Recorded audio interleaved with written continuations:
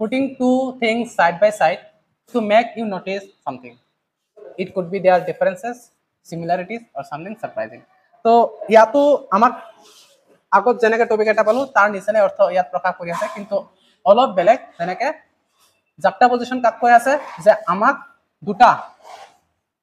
Side বাই side দুটা বস্তু আমাক দেখাব সাইড বাই সাইড মানে এটা কাহত আন এটা বস্তু ৰাখিব ৰাখিখিনি কবি আমাক দেখাব যে এই দুটাৰ মাজত সোৱা কিবা এটা সাৰপ্ৰাইজিং কথা আছে বা ইয়াৰ মাজত এটা পাৰ্থক্য আছে বা ইয়াৰ মাজত এটা সিমিলাৰিটি আছে বুজি পাইছা না তো দুটা দৃশ্য কবিয়ে সাইড বাই সাইড আমাক দেখাই কেনে তাতে আমাক এটু বুজাব বিচাৰি আছে যদি যে তাতে কিবা মিল আছে বা কিবা অমিল আছে বা কিবা আশ্ৰিত হোৱা বস্তু আছে তেনেহলে তেনেকুৱা ধৰণৰ দৃশ্যবিলাক তেনেকুৱা ধৰণৰ সেন্টেন্স বিলাক আমি কি কম জাপ্টা পজিশন ইউজ কৰা বুলি কম হবনে তো ইয়াত প্ৰথম কোৱেশ্চন কি পাইছো A rich man eating at a fancy restaurant while a hungry person walks through the window. So, এজন rich person, ধনী এজন ব্যক্তিয়ে কি কৰি আছে খুব দামী ৰেষ্টুৰেণ্টত তেওঁ হেৰি খাদ্য খাই আছে কিন্তু এটা হাংৰি পাৰসন এজন দুখীয়া ব্যক্তিয়ে বাহিৰৰ খিৰকিৰ বাহিৰৰ ফালৰ পৰা তেওঁ তাক চাই আছে তো ইয়াতে এটা ডিফাৰেন্স দেখা পাইছনে দুজন ব্যক্তিৰ মাজত এজনে কিবা খাবলৈ পাইছে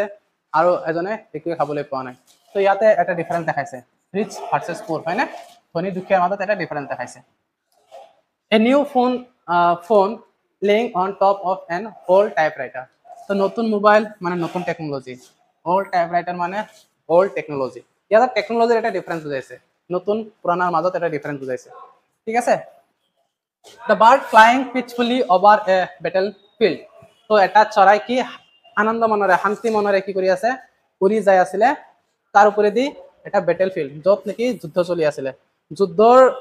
যেটো ফিল্ড তাৰ ওপৰেদি এটা শান্তি মনৰে উৰি যোৱা এটা চৰাই তো ইয়াতে দুটা সিনাৰিও আমাক বুজাইছে যেটো বার্ড কি হয় হ্যাপি হয় না নাই হ্যাপি মোমেন্টের কথা কৈছে আর তলত আর একটা সেট এনভায়রনমেন্ট সেট পৰিবেশৰ কথা আমাক কৈছে তো দুটা পাৰ্থক্য বুজাইছে এটা হ্যাপি আৰ এটা সেট তো এনেকুৱা ধৰণৰ যদি ডিফাৰেন্স বুজাই আছে তেনেহলে তাতে কি জাপ্টা পজিশন ইউজ কৰা বুলি কম হয় না সেম আৰু এটা a tall person standing next to a short person তো ইয়াতো সেম এজন tall person কি আছে short personৰ লগত এজন ব্যক্তি এজন ডাঙৰ আৰু এজন সৰু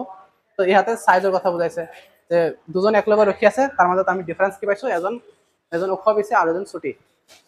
তো এনেকুৱা যদি ডিফাৰেন্স বুজোৱা কোনবা বাক্য দেখা পাইছা বা কোনবা সিমিলাৰিটি দেখুৱা কোনবা বাক্য বা তাতে দুটা বস্তু উপস্থাপন কৰিছে কবিয়া কিন্তু তুমি দেখাত আচৰিত লাগিছে তোমাৰ তাত দুইটাৰ মিল তুমি কিবা এটা মিল দেখা পাইছা কিবা এটা অমিল দেখা পাইছা